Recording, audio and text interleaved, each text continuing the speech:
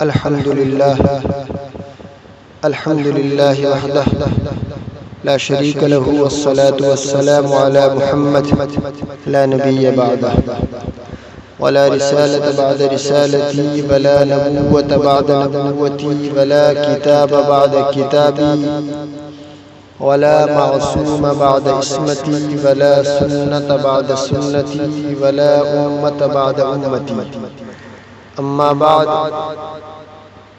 قال الله تبارك وتعالى في القرآن المجيد والفرقان الحميد: فأعوذ بالله من الشيطان الرجيم، بسم الله الرحمن الرحيم.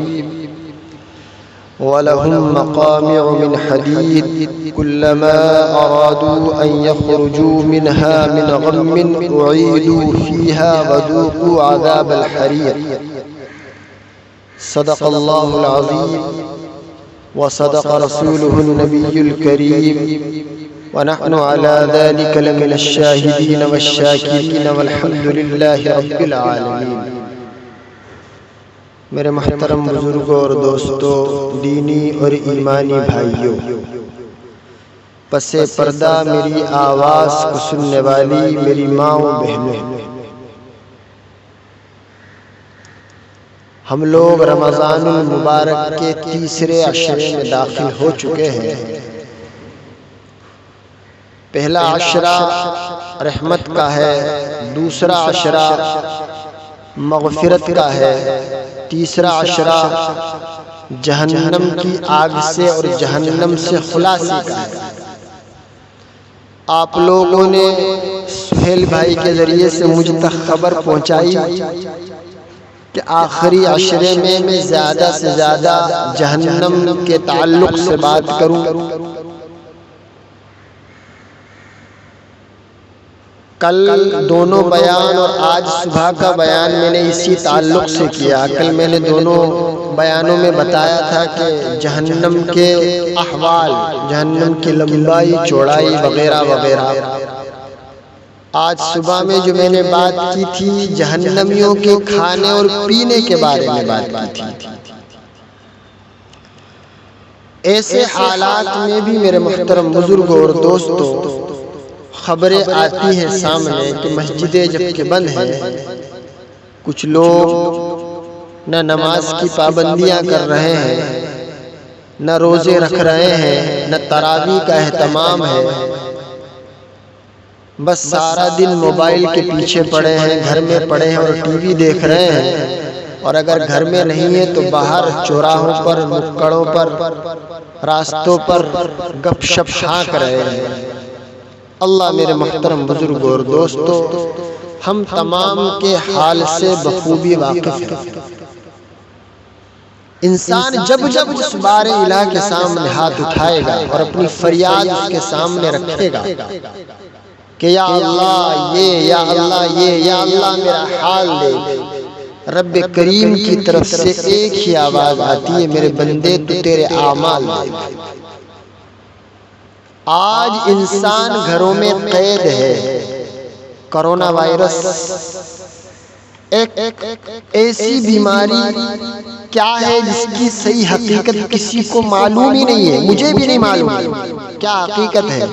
سوشل میڈیا کے ذریعے کوئی کچھ کہتا ہے، کوئی کچھ کہتا ہے، اس کا کچھ علاج ہے ہی نہیں. اللہ نے ایسے ہی مسلط نہیں کر دی.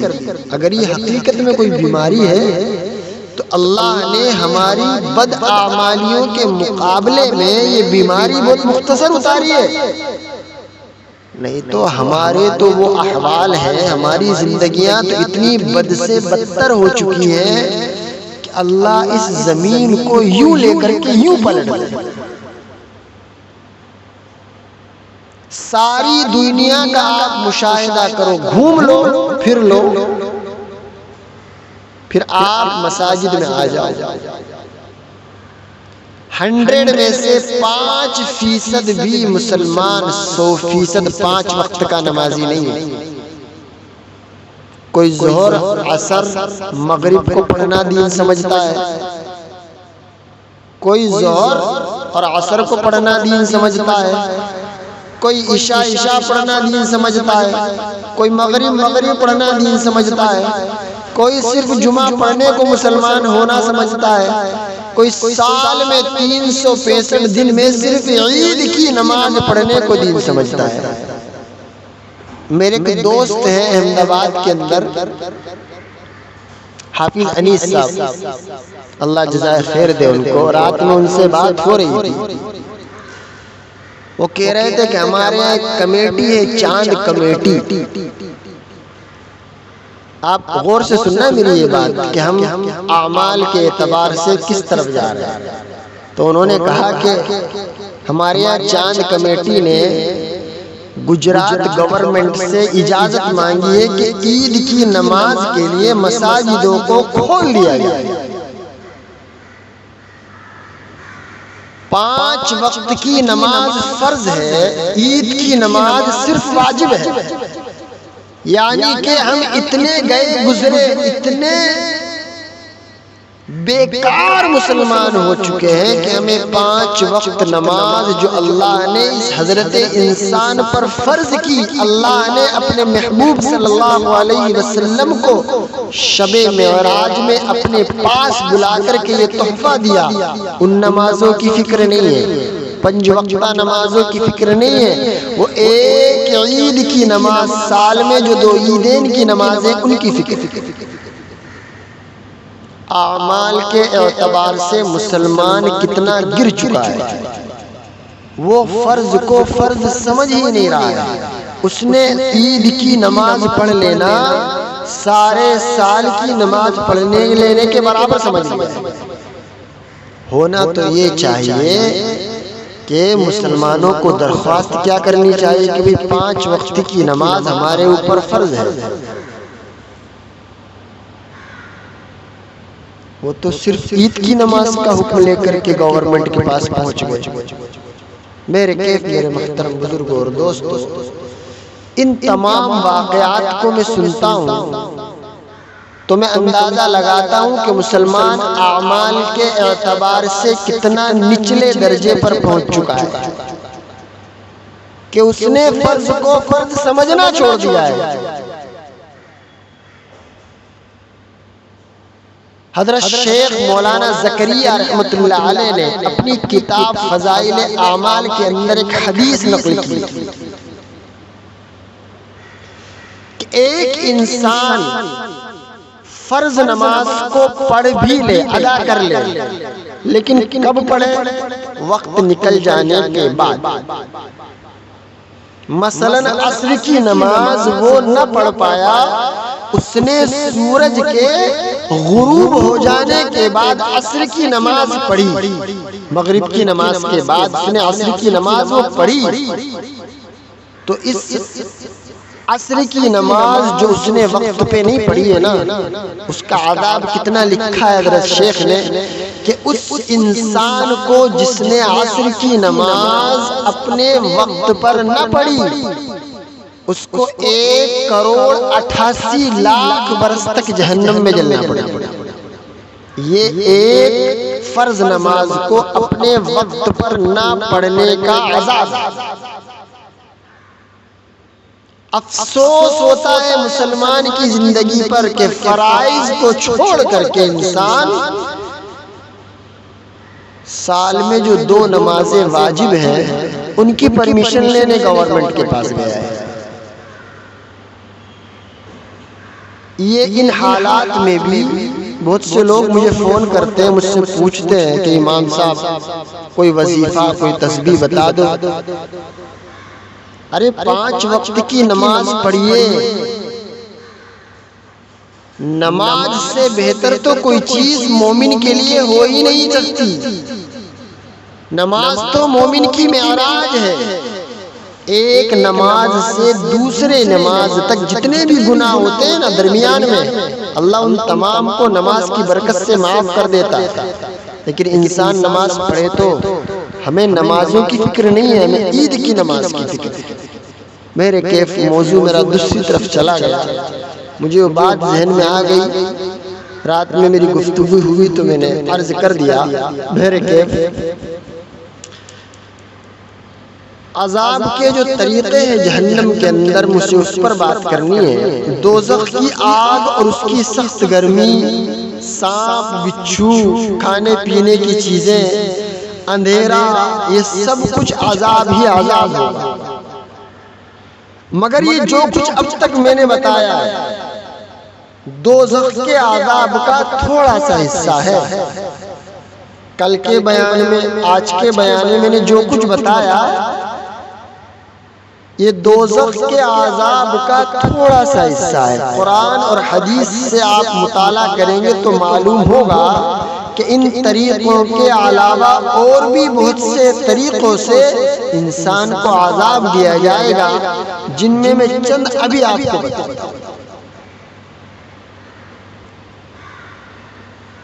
قرآن کریم کے اندر حق سبحانہ و تقدس فرماتا ہے یصب من فوق رؤوسهم الحمیم یصہر به ما فی بطونہم والجلود، کہ ان کے سروں پر جلتا جلتا، ابلتا ابلتا، کھولتا کھولتا پانی ڈالا جائے گا، جس کی تیزی سے ان کے پیٹ میں سے اور کھال میں سے سب کچھ گل کر باہر نکل آئے گا۔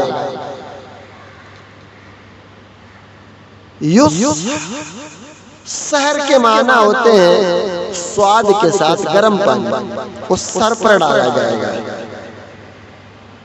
یسحر سحر۔ رسول اللہ صلی اللہ علیہ وسلم نے ارشاد فرمایا بے شک کھولتا ہوا پانی ضرور دوزخیوں کے سروں پر ڈالا جائے گا، جو ان کے پیٹوں میں پہنچ کر ان کی تمام اندر کی چیزوں کو کاٹ دے گا جو ان کے پیٹ میں ہے، اور آخر میں قدموں سے نکل جائے گا۔ اس کے بعد پھر دوزخی کو ویسا ہی کر دیا جائے گا جیسا تھا۔ پھر ارشاد فرمایا کہ آیت میں جو لفظ یسحر ہے اس کا یہی مطلب ہے، یعنی گرم پانی، یعنی سر پر ڈالا جانے والا گرم پانی، اس کو کیا کہتے ہیں؟ یسحر۔ آگے اللہ فرماتا ہے وہ آیت جو میں نے خطبے کے اندر پڑھی وَلَهُمْ مَقَامِعُ مِنْ حَدِيدٍ كُلَّمَا أَرَادُوا أَن يَخْرُجُوا مِنْهَا مِنْ غَمٍّ أُعِيدُوا فِيهَا وَذُوقُوا عَذَابَ الْحَرِيقِ۔ دوزخیوں کے مارنے کے لیے لوہے کی گریں ہیں، وہ لوگ جب بھی دوزخ کی گھٹن سے نکلنا چاہیں گے پھر اسی میں دھکیل لیے جائیں گے، اور ان سے کہا جائے گا کہ جلنے کا عذاب چکھتے رہو۔ رسول اللہ صلی اللہ علیہ وسلم نے ارشاد فرمایا کہ دوزخ کا لوہے کا ایک گز زمین پر رکھ دیا جائے،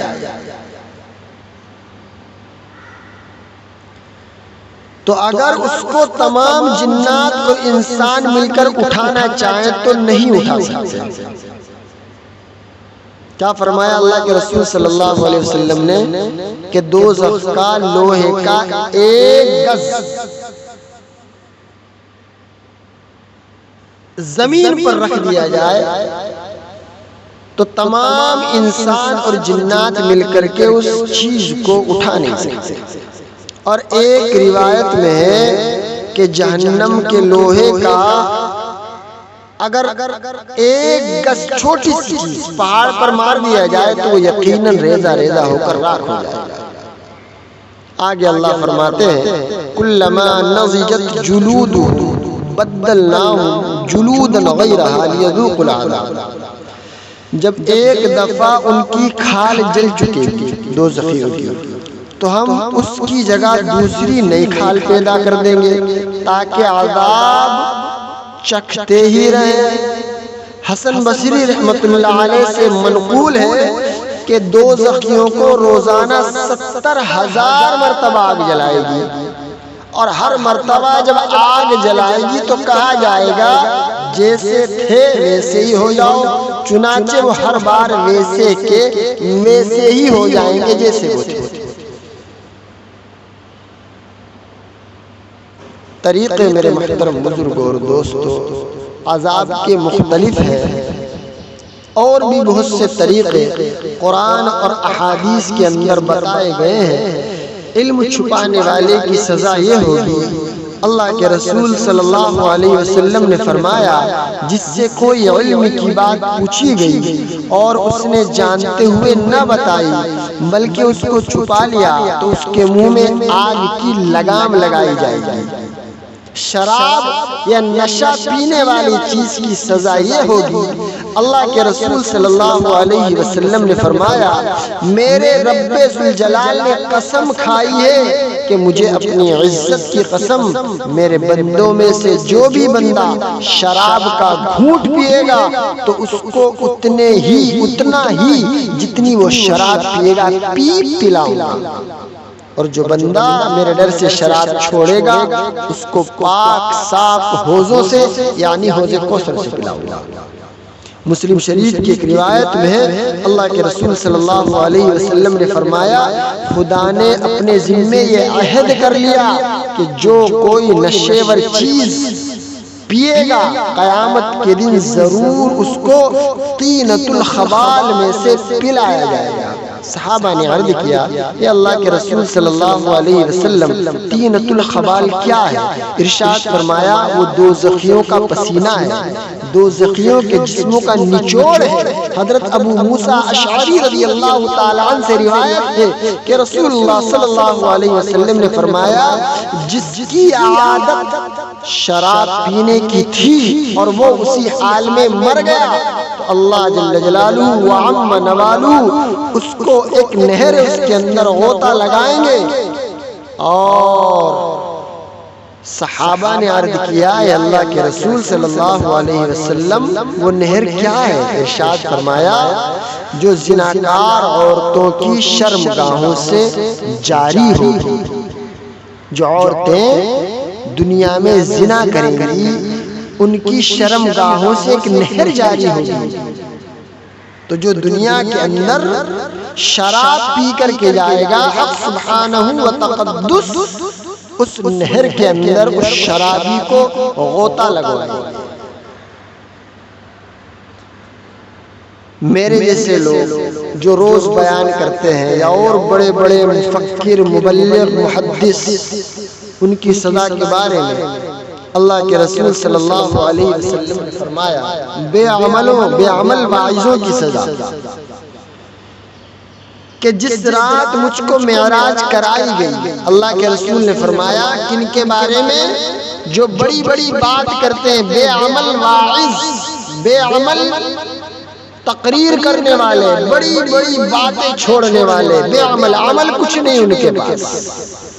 ان کے بارے میں فرماتے کہ جس رات مجھے معراج کرائی گئی میں نے ایسے لوگ دیکھے جن کے ہونٹ آگ کی قینچیوں سے کاٹے جا رہے تھے۔ میں نے پوچھا اے جبرائیل علیہ السلام یہ کون ہے؟ انہوں نے کہا کہ یہ آپ کی امت کے وہ واعظ ہیں جو لوگوں کو بھلائی کا حکم کرتے تھے اور اپنے آپ کو بھول جاتے تھے، اور اللہ کی کتاب پڑھتے تھے پر عمل نہیں کرتے تھے۔ بخاری اور مسلم میں اللہ کے رسول صلی اللہ علیہ وسلم کا ارشاد نقل کیا ہے کہ قیامت کے دن ایک شخص کو لایا جائے گا، پھر اس کو دوزخ میں پھینک دیا جائے گا، اس کی عطیاں آگ میں جلدی سے نکل پڑیں گی، پھر وہ اس میں اس طرح گھومے گا جس طرح گدھا چکی کو لے کر گھومتا ہے۔ اس کا حال دیکھ کر دوزخی اس کے پاس جمع ہو جائیں گے اور اس سے کہیں گے اے فلاں ابن فلاں تجھے کیا ہوا؟ کیا تو ہم کو بھلائی کا حکم نہ کرتا تھا؟ کیا تو ہم کو برائی سے نہ روکتا تھا؟ وہ کہے گا میرے بھائیو ہاں میں تم کو بھلائی کا حکم کرتا تھا مگر خود نہ کرتا تھا، میں تم کو برائی سے روکتا تھا مگر خود کرتا تھا برائی۔ میرے محترم بزرگوں اور دوستو، آگے جو عذاب ذکر کیا گیا ہے سونے اور برتن کے استعمال کرنے والوں کی جہنم کے اندر کیا سزا؟ اللہ کے رسول صلی اللہ علیہ وسلم نے فرمایا جس نے سونے یا چاندی کے برتن میں یا کسی ایسے برتن میں کچھ کھایا پیا جس میں سونے یا چاندی کا حصہ ہو وہ اپنے پیٹ میں دوزخ کی آگ بھرتا ہے،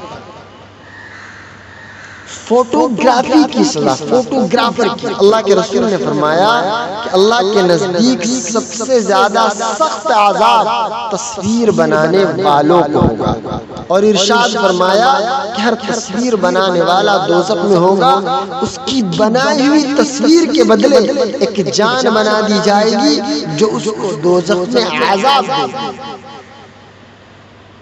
حضرت ابن عباس رضی اللہ تعالی عنہما نے فرمایا کہ اگر تجھے بنائی ہی ہو تو درخت، اگر آپ کو تصویر بنانی ہی ہو، حضرت ابن عباس نے فرمایا کہ بے روح چیزوں کی تصویر بنا۔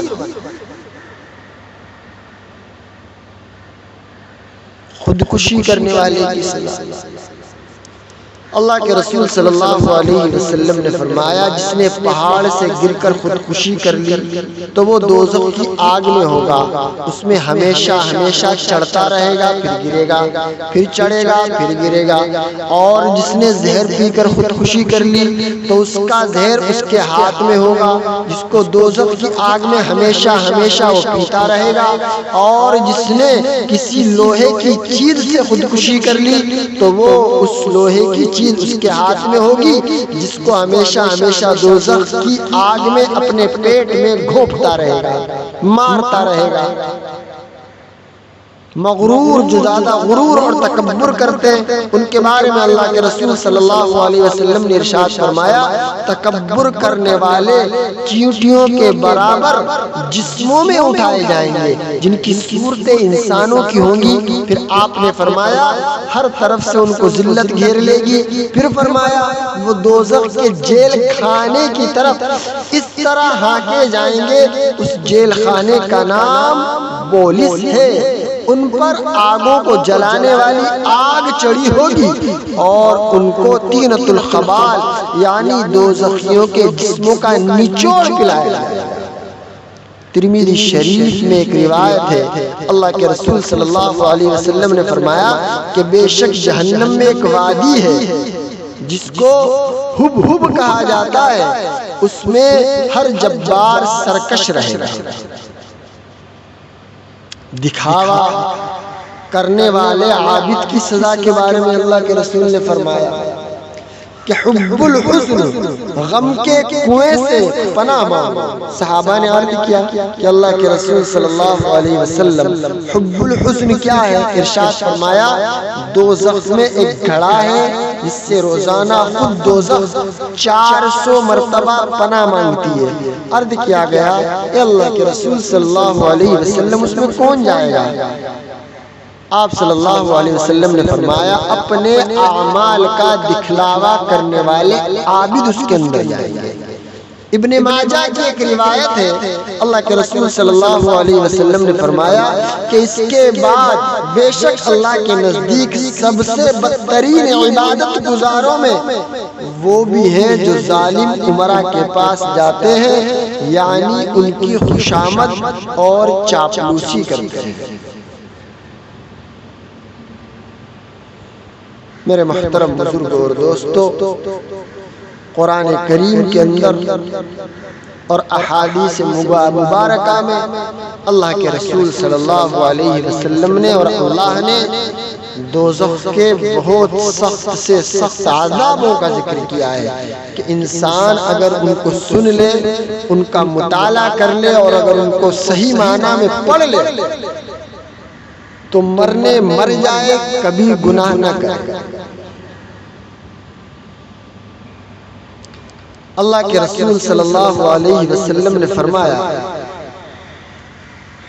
قرآن شریف میں ہے، اللہ فرماتا ہے سَأُرْهِقُهُ صَعُودًا، صعود آگ کا ایک پہاڑ ہے، صعود سین سے نہیں سواد سے، سَأُرْهِقُهُ صَعُودًا، ان قریب میں اس کو صعود پر چڑھاؤں گا جو دوزخ میں آگ کا پہاڑ ہے۔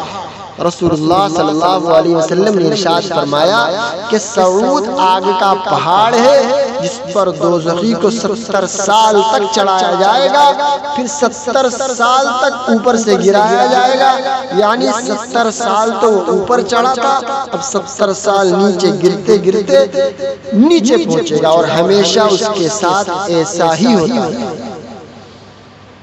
قرآن کریم میں آگے اللہ فرماتا ہے خذوہ فغلوا ثم الجحیم صلوا ثم فی سلسلۃ ذرعها 70 ذراعا فاسلکوہ۔ فرشتوں کا حکم ہوگا کہ اس کو پکڑو، پھر اس کو توق پہنا دو، پھر دوزخ میں داخل کر دو، پھر ایسی زنجیروں میں جکڑ دو جس کی پیمائش 70 گز ہے۔ حضرت مولانا اشرف علی تھانوی رحمۃ اللہ علیہ بیان القرآن کے اندر لکھتے ہیں کہ اس گز کی مقدار خدا کو معلوم ہے، کیونکہ یہ گز وہاں کا ہوگا۔ رسول اللہ صلی اللہ علیہ وسلم نے فرمایا اگر رانگ کا ایک ٹکڑا زمین کی طرف آسمان سے چھوڑ دیا جائے تو رات کے آنے سے پہلے زمین تک پہنچ جائے، جو 500 سال کی مسافت ہے، اور اگر وہ ٹکڑا دوزخی کی زنجیر کے سرے سے چھوڑا جائے تو دوسرے سرے تک پہنچنے سے پہلے 40 سال تک چلتا رہے۔ اللہ میرے محترم بزرگوں اور دوستو، اس سے معلوم ہوا کہ دوزخیوں کو جکڑنے کی جو زنجیریں ہیں آسمان اور زمین کے درمیانی فاصلے سے بھی لمبی ہوگی۔ حضرت ابن عباس رضی اللہ تعالی عنہ فرماتے ہیں کہ زنجیریں اس کے جسم میں پیرو دی جائیں گی، پائخانے کے راستے سے ڈالی جائیں گی، پھر اسے آگ میں اس طرح بھونا جائے گا جیسے سیخ میں کباب اور تیل میں مچھلی کو فرائی کیا جاتا ہے، مچھلی کو بھونا جاتا ہے۔ اللہ میرے محترم بزرگوں اور دوستو، ہم تمام کی ان عذابات سے حفاظت فرمائے۔ ہم تمام کو میرے محترم بزرگوں اور دوستو اللہ کو راضی کرنے کی توفیق مرحمت فرمائے، صحیح معنی میں روزے رکھنے کی توفیق مرحمت فرمائے، روزوں کا حق ادا کرنے کی توفیق مرحمت فرمائے، رمضان المبارک کی قدردانی کرنے کی توفیق بخشے۔ اللہ ہم تمام کے گناہوں کو معاف فرمائے، موت کی سختی ہم سب پر آسان فرمائے، پل صراط پر سے ہم تمام کو بجلی کی طرح گزار دے، اور سب سے بڑی بات میرے محترم بزرگوں اور دوستو، اللہ ہم تمام سننے اور کہنے اور سنانے والوں کو جہنم کے عذاب سے بچائے۔ آمین ثم آمین۔ انشاءاللہ باقی کل ہوگا۔ میری آپ تمام حضرات سے درخواست ہے کہ یہ لمبے تھوڑے بیان چلیں گے دوزخ کے اور جہنم کے تعلق سے، میری درخواست ہے کہ آپ سب لوگ رہیں۔ اللہ ہمارے اس کہنے سننے کو قبول فرمائے اور ہم تمام کے لیے ذخیرہ آخرت بنائے۔ آمین ثم آمین۔ وآخر دعوانا الحمدللہ رب العالمین۔